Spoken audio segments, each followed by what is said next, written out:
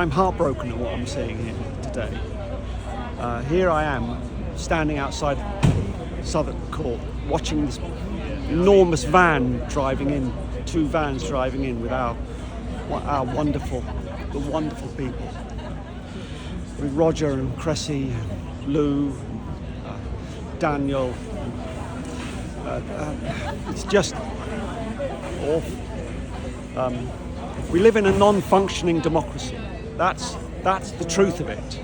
That we're told that they have no right to protest and no excuse to protest because we live in a functioning democracy. We clearly do not live in a functioning democracy. A functioning democracy would be one in which we could act, in which we could make a change, in which we would be allowed to protest peacefully as we are, non-violent protest.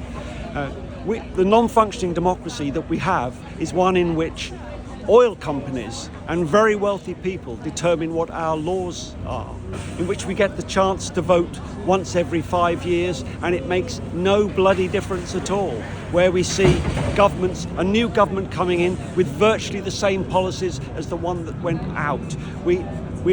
How can you talk about a functioning democracy when we are in a climate collapse and our government is not recognising it and not protecting us? It's absolutely disgraceful. It has to stop, and I would urge anyone, go to Just Stop Oil and join this movement. And remember that if we do not take the actions that we take, we will see the collapse of our society. We are the last hope. We are on the road to climate hell. How is that a functioning democracy?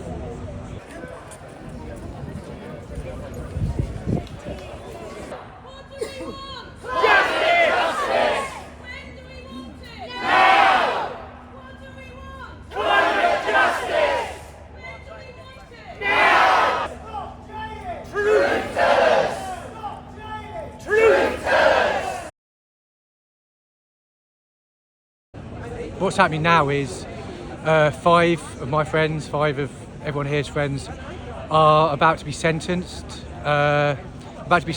For conspiracy to disrupt national infrastructure, which is a new law. It holds a 10-year prison sentence. Fundamentally, what they did was they were involved in a Zoom call where they were recruiting people to come and take direct action against a government that is issuing new oil licenses, that is ensuring death and mass starvation. They were doing that, asking people to come and join us. This is a Zoom call. A Sun journalist was on because it's open. So a Sun journalist turned up, wrote an article, gave it to the Met, and now they're there. The judge said, in summing up, because he's remanded them for a week since they were found guilty, he said that he's going to look at Marcus and Morgan for previous action where they got put in prison for 3 years as the lower benchmark. So we're talking about people going to prison for 3 years. Friends of mine, Lucia, who's an amazing woman I absolutely love, and Cressie, who's 22 years old and is so passionate and young, she could potentially face 4 or 5 years in prison for taking direct action, not even taking direct action, being involved in a Zoom call.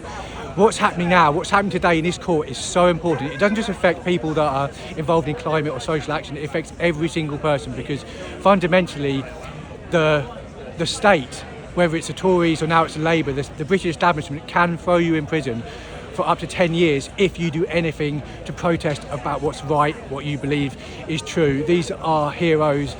I love them, but I fear there's going to be a very heavy sentence, and this can't go unnoticed. People have to stand up now and go, this can't happen. This can't happen. So much love to them, and we're just praying, but we're in a really, really dark situation now.